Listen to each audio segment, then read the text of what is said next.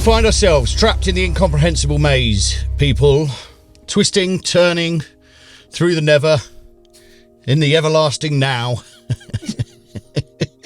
Welcome to episode 9 of Studio Life. With me, Dan Peters, and Mr. Sean Vincent, who's going to start us off. I am. The big news, which you may or may not have noticed, is not massively obvious, but the more observant of you will notice, we're finally in the new studio. What? In a complete new building, new place, built from the ground up, not just a spare room or anything like that. This whole building has been built to be a studio and acoustically treated, 100%. The whole place took from October the 30th was day one of the build and finished it last week. Gear in the last week, moved into gear, wired everything up, tested everything out, got everything ready. And this is the first time we're filming in here, so... Exciting times. Pretty exciting cool. times. We've got a little bit more room. We have got a little bit more room. It's just a little bit easier. We've upgraded the coffee machine. Got a coffee machine. She's lovely. Everything is nicer. But yeah, the build was intense. It came about mainly, I was looking at these garden buildings that you see everywhere, especially over lockdown. And a guy that was doing some building work, I was chatting to him about it, and he said, what do you want to spend all that money for? He goes, if you want one for a specific purpose, i.e. a studio, you'd be better off building it from scratch. So I'm like, oh, wouldn't that cost loads more money? He said, no, I think it would be cheaper. So I went away, designed what I thought would be the perfect building for that. I came up with a spec for building the walls to make them soundproof and the doors, and came up with all these ideas, went back to him. I said, what do you reckon? I think we had 2 meetings, about an hour long each time, where he put his views on it as a builder, as opposed to me, a sound engineer. And we came up with a construction plan. And after a couple of false starts, we started on the 30th of October. And literally from scratch, a truck turned up with a whole load of wood on it, and we cracked on. Anyway. Clever sausage, aren't you, really? No, he is. Yeah. We might have come up with the design together, but for the first few weeks of building at least, I was literally just a labourer. Yeah. Hand me that piece of wood, go and cut me a piece of wood. And old Sean loves to be on the tools, don't you, Sean? I did quite enjoy it. It's kind of weird, starting work at 9, doing something physical all day, and then 5:30, I'm going home. Don't really have a job like that, so that was kind of weird and sort of fun while the weather was nice. Yeah. Then it got a bit shit, obviously. Yeah. Anyway, I've been hopefully putting up some photos while I was talking, so you can see starting from the shell to this finished thing. Anyway, very happy with it. And it means filming this kind of stuff and the other show Is It Shit is a lot easier. We don't have to set everything up from scratch. Everything's ready to go, which is nice. So here we are, rocking in Sean's new studio. You'll be hearing more and more coming out of it. Send your tracks in to be mixed and mastered. Do that, definitely. Always ready to go. So that was that piece of news. The other thing I was going to chat about was over the summer, just before I started building this studio, I was on holiday and I was thinking about whether I wanted to get any new gear or whether it was just a case of moving my existing stuff into a new place. And at that time, Tegeler, the German outboard manufacturer, were celebrating an anniversary. I don't know if it was 10 years or 20 years, whatever it was. And they were doing a deal where they were doing their Cream mix bus compressor and their Magnetisms 2, which is kind of like a cross between an analog tape emulator and transient designer kind of thing. They were packaging the two together for €2,000 if you bought them by a certain date. And I thought, do you know what, that's a deal. That'd be quite nice to have in the new studio. So I ordered them, paid immediately online, and I ordered it. I was away, I was in Italy, and I thought if I order it on this date, then it will come just after I get home. I won't have to worry about that. So that's what I did.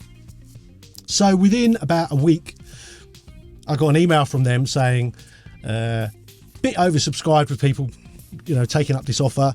It's going to be a little bit longer. The Cream we should be able to get to you within a week.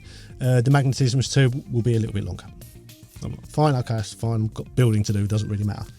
I then get an email a few weeks after that saying the Cream is now coming in September and the Magnetisms 2... Surely it'd be off by then. It'd be well off. Mouldy old Cream. We don't want that. No. And then they said the Magnetismus early next year, probably January. And I'm like, that's taking the piss a little bit.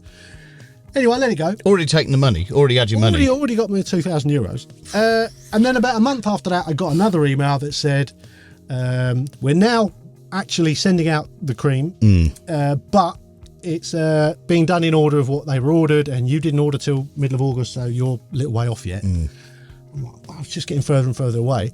And then they said the Magnetisms 2 would probably come in March or April next year. At which point I went, do you know what?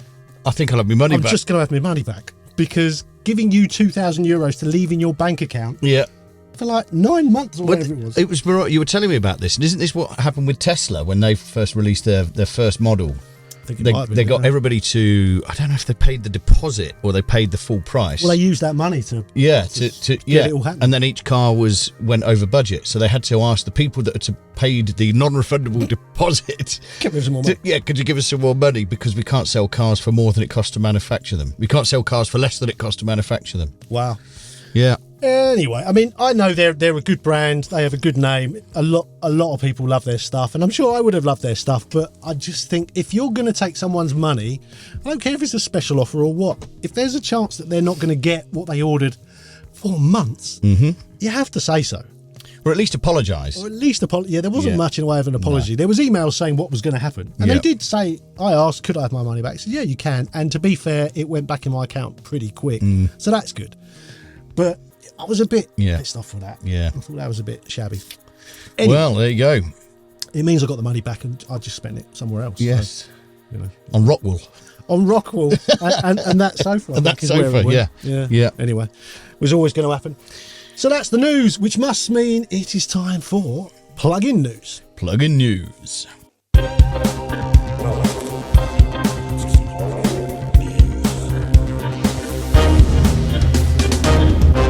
So, plug-in news this particular week. I was working on a mix session the other day, and I just booted up Logic for the second time to work on the second half of the day. And you mean you close Logic? In between sessions. Yeah, I don't close a session. Do you ever turn your computer off? I've got into the habit of doing it. Have you? Yeah, I didn't used to, but I've realised now the computer has a happier life if you let it rest. But yeah, I'd opened up Logic for the second time that day, and it was having a bit of a freak out. It was having a nightmare, wouldn't play the project, it kept stuttering and doing weird stuff. Ooh. And then I noticed that the SSL 360 software had a big red bar across the top. And it said it needs updating. Right. Which I've never experienced it causing a stop in what I was doing. But I do use the SSL channel strip on pretty much everything, especially on that particular mix. So I could understand why it wouldn't want to work. Anyway, downloaded the new SSL 360 update, downloaded all the new plugin updates.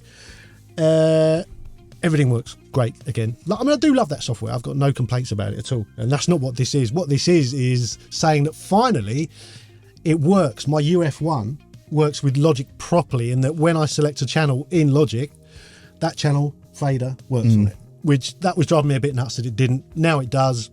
It's just meant I'm literally not touching it. You spent all that money on SSL gear and it didn't work properly. Is that what you're trying to say? Yeah, I kind of knew it wasn't going to work properly until they'd sorted it out. But I'm like a bit of an early adopter. Well, that's I do. I see something new and shiny coming out on it. Yeah, especially if it's got the letters SSL written on it. Well, as you get older, there's things you used to do with your money in recreational purposes changes. Freeze up, yeah. You don't spend that money on that stuff, so you spend it on stuff. But anyway, it was just to say that, UF1 now fully functional with Logic, in that the fader works, and that's changed it a lot. I love it. Working good, yeah. So that was that. We were going to look at these EQs, weren't we? We were, but one more little bit of news on the not so good side. Oh, right. As you may know if you watch the other show, Is It Shit, I've been slowly eradicating Waves plugins from my system. Oh, yeah. Basically because of the Waves update plan. It's a little bit of a con, I think. But anyway, I kept 4 of my favourites that I still struggle a little bit. L1? No, got rid of that. Really? So it's Renaissance bass. Yeah, R bass, yeah. The standard de-esser. Yeah. Still love that. 2 others. Oh, the NS1, the noise suppressor. A lot of video stuff, that is really works. And X noise. Similar reason. I just love those. Anyway, you not use the ozone for the I don't have any ozone. Yeah. That's all. Yeah. No. No. Anyway, so I've only got those 4 plugins, and yeah, I got an email about the Waves update plan, basically saying your plugins will continue to work, but obviously they won't update from this point onwards unless you pay us our ransom. And I just thought, oh, you robbing bastard! Yeah. So I've already bought them. Waves. Yeah, exactly. That's bang on. It's such a con. I've already paid for those plugins. I bought them. I didn't lease them. Are you telling me I've got to pay again to keep them working? How are they getting away with it? Let's not let them get away with it. Criminal. Let's just stop buying bloody Waves plugins. Criminal. Well, that might be a bit strong. A Maybe little. they're not criminal, but it's just Allegedly. I just don't like it. No one likes it. The update plan. Terrible. No. I get it. Oh, why should we do free updates for everyone? So, well, because that's what software companies do. Yeah. We've bought your software. Yeah. Bring out a version 2 of something and give us the option to buy it or not, but don't stop supporting The one we bought. the one we've just bought. Anyway, enough of my ranting. Yeah. We are now going to talk about Sorry. Yeah. This is where I thought we were going before the Waves rant. before it all kicked off. Yeah. Oh yeah, we've got another new thing. We've got cards now. Mainly because we're blind and we couldn't see the notes over there. Yeah. So, That's true. Yeah. this is a lot easier. Yeah. What we're going to talk about is the Relab Development Maselec MEA2 Mastering EQ. Anyone that's ever been in a mastering studio, I'd say more than half of them have an MEA2. It's just been the standard mastering EQ for a long time. Beautiful piece of analog gear. Obviously, recently mastering is moving more and more towards software, just because recall, basically, at the end of the day. So the guy that designed the MEA2 was involved with Relab in designing this plugin, and it's been modelled in an incredibly intricate way, and it sounds incredible. Honestly, you have to go and get the demo. There's it's only a 7-day demo, so only get the demo when you're ready to try it out. But it's a fully functional 7-day demo, and it's going to blow your mind. So you were comparing this to another. I was, yeah. We're going to do a head-to-head in the other show, Is It Shit? But So we're not going to get into that. No, but let's just say it's a Sontec emulation that I compared this to. And this is next level. Absolutely next level. It's, Some of the finest features? well, it's the same as the hardware, and it's the 4-band EQ. It's got some really cool stuff. So any band you can flip into mid-side mode. That's becoming increasingly popular, isn't it? It's that becoming feature? way popular, and why don't they all do it? Because I get flipping the whole thing into mid-side is useful, it is, but to be able to flip just one band of it into mid-side is next level useful. Yeah. So I love that. There's a solo on each band Rather than a mute. mute. Because a mute means if you just want to listen to one band, you've got to mute all of them. It's obvious stuff, really. And the good thing is it's $199, which I think is an absolute steal for what it is. And it's on sale at the minute for $149, which is crazy. Where'd you go to get it? It's made by Relab Development, which, if you remember Relab, they're the guys that made the Lexicon, the Oh, yes, I do. LX, whatever it is, RX 480, Yeah. which is that's a beautiful reverb. So they know a thing or two about modelling analog gear. And I know there's going to be a lot of hardware mastering engineers just going, no, it's not going to sound it's not going to sound the same. I get it. If you've paid $6, $7, $8 for the hardware, you don't want to hear that there's a $200 piece of software that sounds the same. However, test it. No one's ever going to tell the difference. I'm telling you now. And I get it. There's another thing, tactile control and all the rest of it. That's very true. And if you want that, go and pay the big money. But otherwise, this is the one. sounds the bomb. It does sound a bomb. It's awesome. So that was Plugin Plug-in News. news.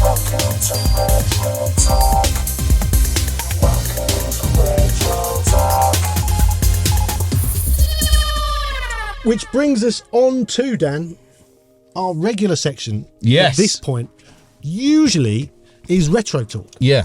where we talk about old bits of gear we used to use and what we liked about it and all the rest of it. But we're flipping it for the next few episodes. Yeah. We're doing Retro Talk about tunes. Yeah. Classic tunes, classic recordings, bit of information, tracks we've liked, tunes that have meant something, maybe even some requests. Who knows? That's a good idea. Yeah. Why don't you start? Why don't I start? Well, I came in with I thought I'd start with probably one of the all-time Dan and Sean classics. It's KLF. What Time Is Love? What a tune.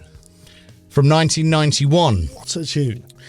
Slightly different, this tune, in that it was obviously it had two forms, didn't it? It was released as two different versions. Can you remember? Yeah, well, there was the original version, which was the start of the Stadium House trilogy. Yeah. Which was very sort of, at the time, clubby. And then after the KLF had all their success, they then re-released it as basically like a metal track, which was awesome as well.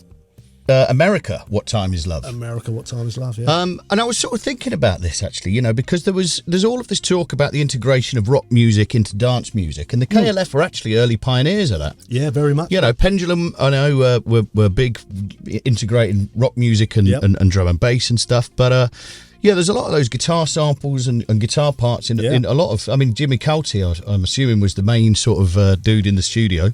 Yeah, he played guitar on everything they did, pretty much. Yeah. Or sitar. Sitar, sometimes. If the video's to be believed. Yeah, so they obviously had their own studio, the KLF. Transcentral. Exactly, Transcentral, yeah. Which was a squat. Yeah, well, it used to go, rave squat. Yeah. They did all their own distribution and stuff, didn't they? Yeah, very DIY band. Yeah. So, yeah, recorded a lot of it at Transcentral, but then into... Well, then they went to Matrix to do finishing off stuff, recording the vocal bits, the raps and all that kind of stuff. And that's where I worked at that time. And it was an engineer called Q Engstrom, his name was. And I remember him very fondly. He was 19 at the time. I think I was 18. And he had jumped ahead in his career, mainly through doing What Time Is Love.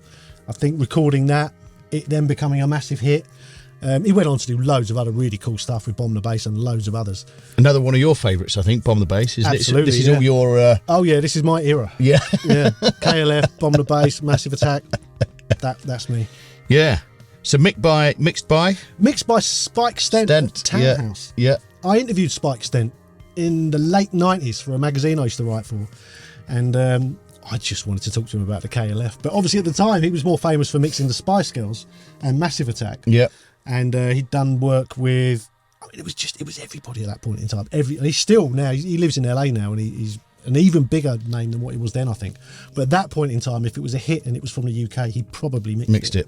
I mean, the thing, they call it the Stadium House trilogy, is because it sounded huge. You listen to these mixes now, and they sound. But also, colossal. They put crowd noise in all of the recordings. They do put a lot of crowd noise, and there's quite a lot of big reverbs that you don't actually hear, but they're there filling in all of the background there.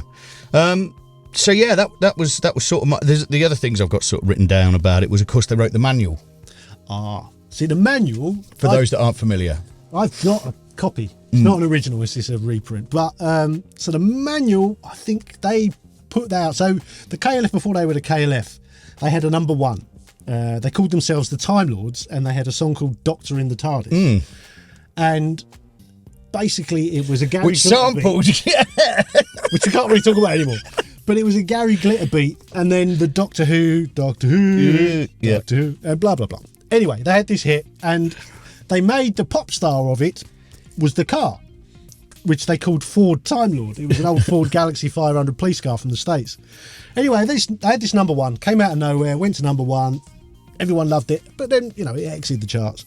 And they decided to write a book called The Manual, How to Have a Number One the Easy Way. And literally page one was, first thing you do, quit your job, sign on the dole, get yourself a pen and paper, listen to the charts on a Sunday afternoon, write down all the big hits and all the rest of it. And it was a step-by-step, day-by-day. If you do this... every single day. You will have a number one record. And they basically... And if you don't, we'll give you your money back for the book. I think he said, if you don't, we'll give you your money back. And if you do, we'll take you out for dinner in Morocco. And there was a band called Edelweiss, did a song called Bring Me Edelweiss, went to number one, and they followed the manual to the letter. It was more Chiba as well. Somebody. There was another band that did it, I'm sure. Wow. But yeah, excellent read. Just funny because it's a slice of that time. Well, they're proper anarchists, aren't they? In the true sense, and doing stuff, still doing that tower block stuff now, aren't they? Cassie and Drummond, yeah. Of course, then, so the America What Time Is Love, another couple of facts. They sampled Ace of Spades. They're big samplers. Of course, they did the whole ABBA thing, didn't they? They got in trouble. They did get in big trouble. And then Glenn Hughes from Deep Purple sang the vocal on America What Time Is Love. And they shot that huge video on the galleons where they were going across the Atlantic to overtake or take over America. Yeah. Awesome. Yeah. Awesome track. Yeah, so that was my retro track. Retro track. Well, my Sean, retro track. yeah, what's your retro track? I'm coming forward in time a little bit. Okay. Not loads, but a few years. My track is Dusted by Leftfield. Okay, another strong choice. And the reason I picked it, it's one of the tracks I would use to test PA systems for years, just because the We talked about this quite recently, didn't we? We did, yeah. We've done a few left field sort of bits, yeah. Just because the sub in it is just so epically loud, but absolutely clean. You know, there's no hint of distortion in it, so it's really good for testing PA systems subs. So yeah, released on 15th of November 1999, peaked at number 28 in the UK chart, which, considering the kind of music it is, Yeah. and it was 1999, that's pretty respectable. It was more about the album for Leftfield. This was their second album. Which is this the which? So this was Rhythm and Stealth. Yeah. So the second album, the first album was seminal, you know, completely started the progressive house genre. Yeah. When Rhythm and Stealth came out, the first most people knew about it was the Guinness advert. That was what I was going to say, yeah. Yeah. Top follows tick, follows top, follows tick. So that, I can't remember the name of that track. What's the name of that track? Don't know. But that was it. Somebody will tell us. Yeah. Dun, dun, dun, dun, dun, dun, dun, dun, dun, dun, dun, dun, dun. Such a tune. Yeah. But I just remember going to buy this. This was in the days, probably one of the last days of going to a record shop and buying an album on CD. And I just remember getting it back and listening to it and just being blown away. Roots Maneuver, co-wrote, and obviously Oh, I didn't know that. sang, rapped, whatever it is Roots Maneuver does.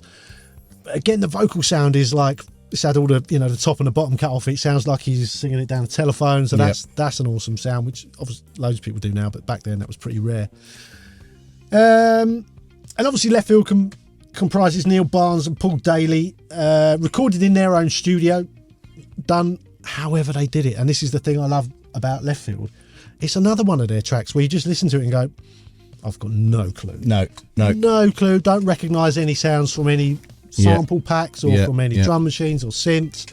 No idea how they did it. But it's awesome. Mastered by Greg Vaughan in New York. I mean, big up to him as well, because it just sounds huge, even when you play it on something small, which again is that's a tricky thing to do. It's what you use your bug for, isn't it? That is exactly what I use that for. Yeah, just to test mixes on it, because if it don't sound good on that, it's not going to sound good anywhere. But yeah, I just think it's an awesome track, and it just that whole album and that time of when they were doing that, it was just before the 2000s kicked in. Things started to get a bit rough, I think, musically after that. Yeah. It was like the last hurrah for that kind of music for me. I'm excited about this new section. Yeah, it's fun. Yeah. It is fun. I mean, we have to make sure we don't just stay in our lane of doing the tracks from our youth. Well, it's our fucking show. Do what we like. That's very true. Good point. Good point. Although I do see I take what you're saying. I take what you're saying. Anyway, that was Retro Talk with the tunes, which means, Dan, it must be time for Hot Topic. Hot Topic. It's Hot Topic. Today's Hot Topic. We're gonna go deep. How deep? Well, I don't know. I guess we'll just see how deep it goes. And today's Hot Topic is... Today we're going to talk about hardware, mic pre's, esoteric, expensive, rare EQs, compressors, all that expensive outboard, of which there's a little bit here, but not loads. Is it necessary in 2023, 2024? Well... Do we need this stuff? Does having an expensive Neve 1073 make a difference? I'm going to quote a certain sound engineer that I know. Okay. Saying, we've spent the last 10 years trying to design the most perfect noiseless preamp that we can use, but we can find. Digital, as some of them are now, in fact. Yep. And then we designed plugins to make it all sound shit again. Do you know who that sound engineer was? No. It was you. Oh. Yeah. Yeah. Well, it's true. It is true. Yeah. Everything got better and better and better and better, and then Noiseless, and then you put tape emulators yeah, on and then them. everyone was like, "Oh, it's a bit too good now," and it needs to be a bit crapper. It's true though, isn't it? It is true. I mean, I think there's a school of thought that says getting things into the box. If you're recording real instruments, you know, not samplers and plugins and soft synths, all that. If you're actually recording vocals or drums or a band or anything acoustic, the way it gets into the box is your last chance or only chance to impart some, you know, analog warmth into it. So I defy anyone to sit and listen to a 1073 with a really nice mic going into it and tell the difference between that Yeah. and a very good preamp off any desk you want. I don't think anyone would be able to tell me which is which. Which is which? However, Yeah. if you have 10 of them That's or what 20 I was. Yeah. of them Yeah. all at once because you're recording a band, that's when you start to notice. Or you can pick different preamps for different inputs. And that's what people like to do now. Yeah. They rack, Yeah. right, I've got my rack of 8 Yeah. 1073s and I'm going to use that on the drums. And Yeah. I've got my, whatever it is. I've got Yeah. my APIs and I'm going to use this for overheads and I'm going to use that for the bass. And use this for, I love all that. I think that is the way to go. I mean, the other thing is a lot of recording's done in a very different way, isn't it now? And actually people want the ease of getting it, you got your floating point, the ease of just getting it in the box. And then realistically, you can do pretty much anything you want with it now once It's got to be said though, I do hate that new way of doing things where you mic up a band and you let them just play the song. And it all goes into Pro Tools or whatever, and you're not bothering with recording levels very much. You just because you can do whatever you want later. Yeah. So you're giving yourself endless possibilities later. Yeah. But I think what that takes away is the vibe of creating that sound on the way in. Yeah. I would much rather go through some cool EQs and compressors on the way in. Yeah. Get a sound. Yeah. I get it. We're committed to that sound now. Yeah. I would much rather do that. Yeah. That to me is the job of a recording engineer, not to just go, this will get everything, we can fix it later. Although you were talking about you were mixing a recording from an analog studio, I think it was an analog studio recently, and the engineer had gated the kick drum on the way in. Oh, I'm still working on that album. The guy that recorded it gated the drums and printed that to tape. Now that's just a no-no. And unless you've done it properly, even then I would question why you would do that. That's a mixed job. It's not a recording job. Yeah. And it's painted me into such a corner because I'm stuck now with every time the kick drum goes. You've got a load of cymbals There's there. a load of cymbals going and cutting off. And it's like, oh, God. I was reading a bit about the birth of sort of recording in the box and recording on, Pro Tools and actually recording to hard drive. Do you know what the first #1 single that was recorded completely in the box is? And when I tell you what it is, you'll think, oh, that makes sense. Completely in the box? Yeah. No, go on. Living La Vida Loca. Oh, right, yeah. And then you think, God, there's like an entire horn section, harmonicas, do you know what I mean? It could not be a busier... It went through a Mackie 8 bus. Did it? Yeah, I remember reading an interview with the guy. Maybe that's what it is. Maybe it's the first full digital recording. I mean, if it went through a Mackie 8 bus on the way in, if they were the pre's, that explains a lot too. Yeah. I mean, it's a great sounding record. Yeah. You can't... And this is the other But thing. it's the beginning of that sound, isn't It it? That is. tight digital sort of... Yeah. And you listen to stuff now from that era and it sounds awful. Yeah. Yeah, they only got away. I mean, the other thing, if you listen to things from that era, is everything is slammed. Yeah.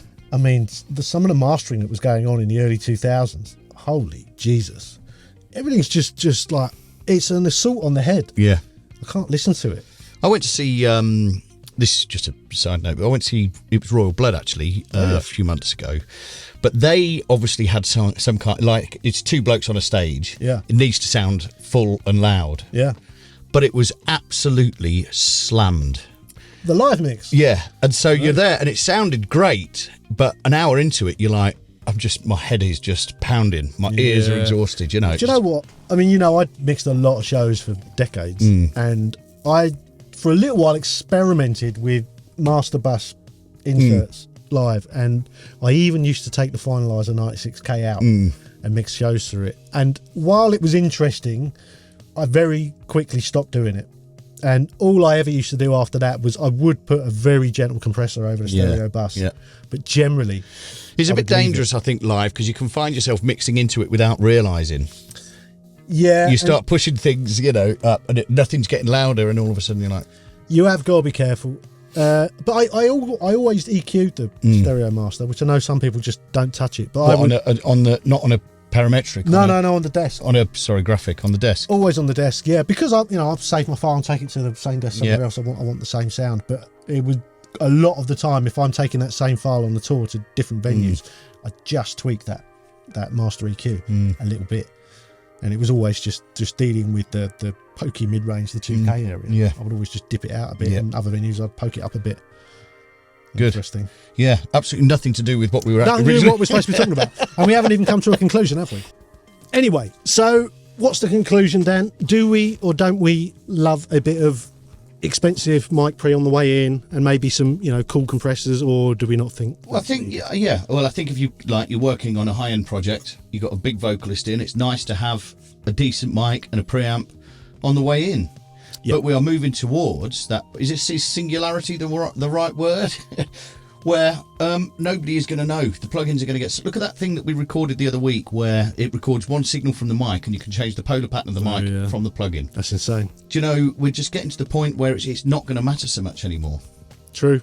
It might be why we're seeing more expensive plugins, because people are going to stop buying the actual kit. Oh, I'd never thought of that. So people have more money to spend on It'll be digital mics and plugins, and there'll be no actual analog. There'll be no circuitry at all. Oh, wow. That'd be a shame. I really hope that studios that are still surviving and making a living from recording sessions, which are then mixed elsewhere, I hope they keep going. I think that's just a cool thing. That's cool. Aren't you excited when you go into a studio for the day you start recording Yeah, a but I'm band? 43. Yeah, I am. I completely agree with you, but there's a difference between what I like and what I think is going to happen. That's a very good point. Well, what I know is going to happen now is we have to call it a day. Yeah. We've been rabbiting on for long enough.